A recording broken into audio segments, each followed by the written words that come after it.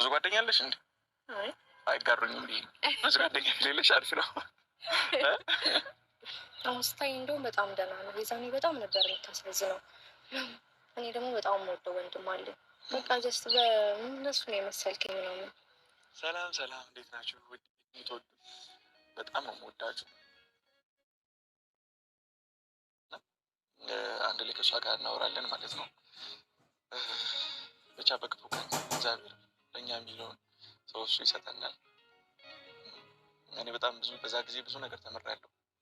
በጣም በጣም በጣም በጣም ብዙ ነገር ነው የተማርኩት።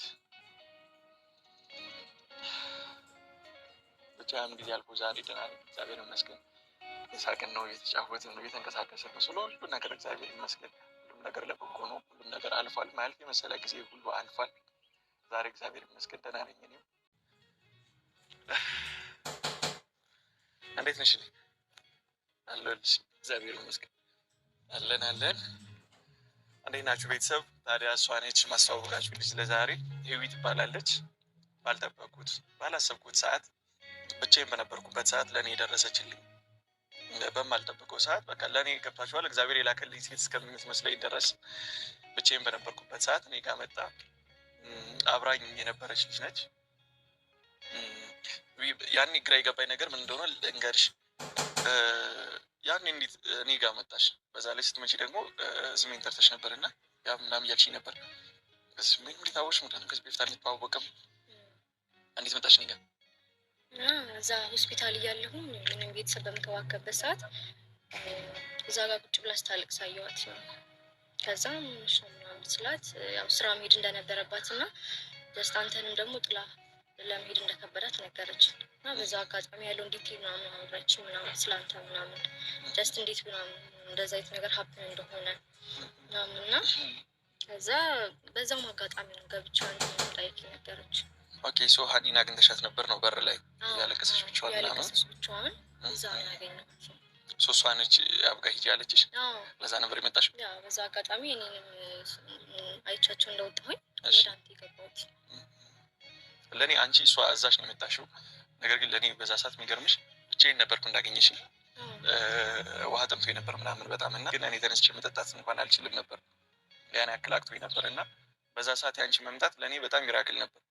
ጭራሽ እድሜን ጠርተሽ ምናምን ነበር የገባሽው እና ሰደንሊ ሲሆን ምክንያቱም አላቅሽም እና ግራ ነበር የገባኝ። አንቺ ሜይ ቢ ያን ነግራሽ ነበር ሄደችው። አኒም ደግሞ እንዴት መሰለሽ ስራ መግባት ግዴታ ሆነባት። የሆነ ያክል ቀን እኔ ጋር ነበረች እና ተጨማሪ ቀን እኔ ጋር መቆየት አትችልም ነበር እና በዛ ሰዓት እኔን ሂጃለሁ ብላኝ ግን በር ላይ ቁጭ ብላ እያለቀሰች ነበር ማለት ነው አይደለ?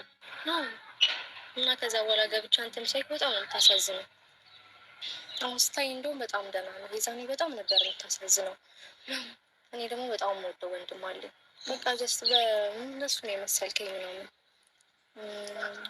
ጀስት እሷንም ሰዓት በጣም ግራ ገብታት ነበረ። አይ ቲንክ የጀስት ብቸኛ ወንድሟ ነበር የምትመስለው ምናምን። ሀኒ በጣም ስስ ነው ልቧ።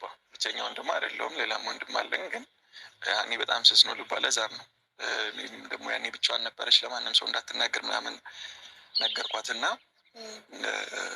ማንም ሰው አልነበረም። ለዛም ነው ብቻዬን ያገኘሽኝ። ብቻ በጣም ነው የማመሰግንሽ። እግዚአብሔር ያክብርልኝ። ለእኔ በዛ ሰዓት አንቺ የተገኘሽው ሰው በሚያስፈልገኝ ሰዓት ነበር። ገብቶሻል? በጣም በጣም አመሰግንሻለሁ። የምሬ ነው። ዛሬም የጠራሁሽ ብቻሽን ማመስገን እንችል ነበር። ወር ደግሞ ደውለሽ ጠይቀሽኛል ተደጋጋሚ ቀን። ያኔ ላመሰግንሽ ይችል ነበር። ግን ዛሬ አክብሬሽ የጠራሁሽ በቤተሰብ ፊት ላመሰግንሽም ስለምፈልግ ነው። ምክንያቱም ለእኔ በክፉ ጊዜ ነው ያገኘሁሽ፣ በከባድ ጊዜ ብቻዬን በነበርኩበት ሰዓት ነው ያገኘሁሽ እና አሁንም ከልቤ በጣም እግዚአብሔር ያክብርልኝ። በጣም አመሰግንሻለሁ። በዚሁ አጋጣሚ ደግሞ ስለተዋወቁሽ በጣም ደስ ብሎኛል።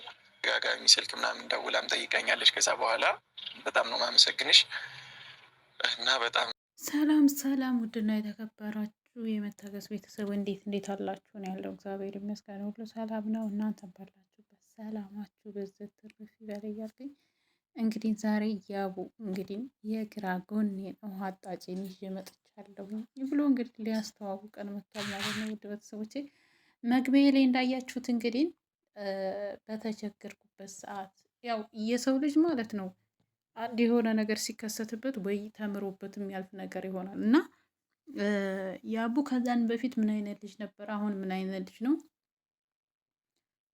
ታውቁታላችሁ። እና የምታውቁት ማለት ነው።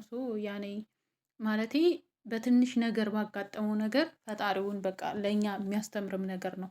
ተማሩ ባለን ነገር እግዚአብሔር ይመስገን ነው። አንደኛ ስራ ማለትም ሰውም እንደሚያስፈልግ ሰው ጋር መቅረብ እንዳለብን እና ባለን ነገር ባገኘነው አጋጣሚ እግዚአብሔርን ማመስገን እንዳለብን ነው እያስተማረ ያለው እና ኮበሌ ክፉ አመሌ የሚባለው አባባል አለ እና ይችን የመሰለች ቆንጆ ልጅ ደግሞ ውሃ አጣጭ አግኝቻለሁ እያለን ነው ማለት ነው። ጓደኛ አለሽ ወይ? ብዙ ጓደኛ አለሽ ወይ? ነውስ እኔ ብቻ ነኝ እያለ እያሽኮረመ ማለት ነው። ልጅቷን በጣም ደስ የምትል ልጅ ናት። ያው እንግዲህ በሰዓቱ እኔ ሳይህ ራሱ በእህትህ አማካኝነት ነው ያገኘሁህ፣ እህትህ እያለቀሰች ነበር እና ለዛ ነው እያለችው ነው ማለት ነው። እንግዲህ ሰፋ ባለ ጊዜ እንመጣለን፣ ቪዲዮ እንለቃለን እያለ ነው ማለት ነው። ያው ቻናሌ ትንሽ ቻናሉ በጣም ቀዝቅዟል እና ሰብስክራይብ ያደረጋችሁ ላይክ፣ ሼር የሁላችንንም ብታረጉት ምንም ችግር የለውም ማለት ነው የኔ ውድ ቤተሰቦች። እና ምን ልላችሁ ነው፣ የሆነ ነገር ሲያጋጥማችሁ ተምራችሁበት መሄድ ነው ያለባችሁ። ወይ ተምራችሁበት ወይ ከዛ ስህተታችሁ እንድትመለሱ ነው መሆን ያለበት። አሁን ያቡ ምንድን ነው ያስተማረው? አንድ ባገኛችሁት ምንም ላይ ሆኖ ምንም ፈጣሪ ማመስገን እንዳለባችሁ። ሁለተኛ ነገር ስራ ስንል ሰውም ጋር መገናኘት አለብን። ያ ሰው ደውሎ እንኳን ባያናግረን እኛ ማናገር አለብን። በክፉ ጊዜ እኛ የክፍለ ሀገር ልጆች ናቸው። እንግዲህ ያቡ በታመመ ሰዓት እዛ አዲስ አበባ ላይ ስራ ነው፣ ነግቶ ስራ ነው። የአዲስ አበባ ኑሮ ታውቃላችሁ።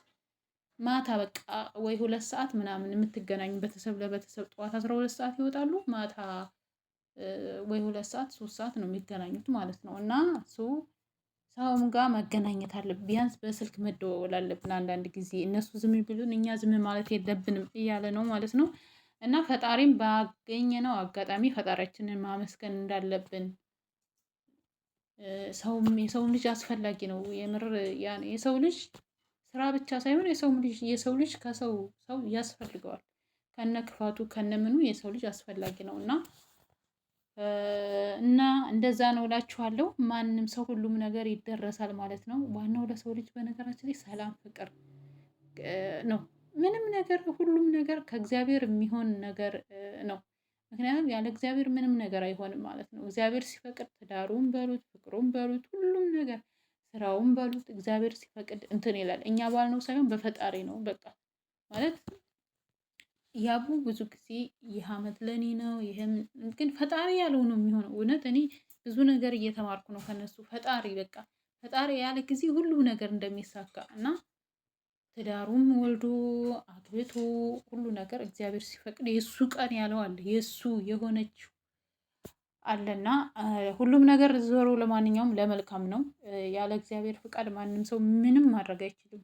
ውሸት ነው። ይሄን አድርጌው በጭራሽ የሚሆን ነገር አይደለም፣ ያለ ፈጣሪ ፍቃድ ማለት ነው። እና ውድ ቤተሰቦቼ ፈጣሪ ያሳካላችሁ፣ ያሰባችሁትን ከክፉ ነገር ይጠብቃችሁ እያልኩኝ ላይክ ሰብስክራይብ አድርጉኝ፣ ግን አበረታቱኝ እስኪ 1000 አስገቡኝ ማለት ነው።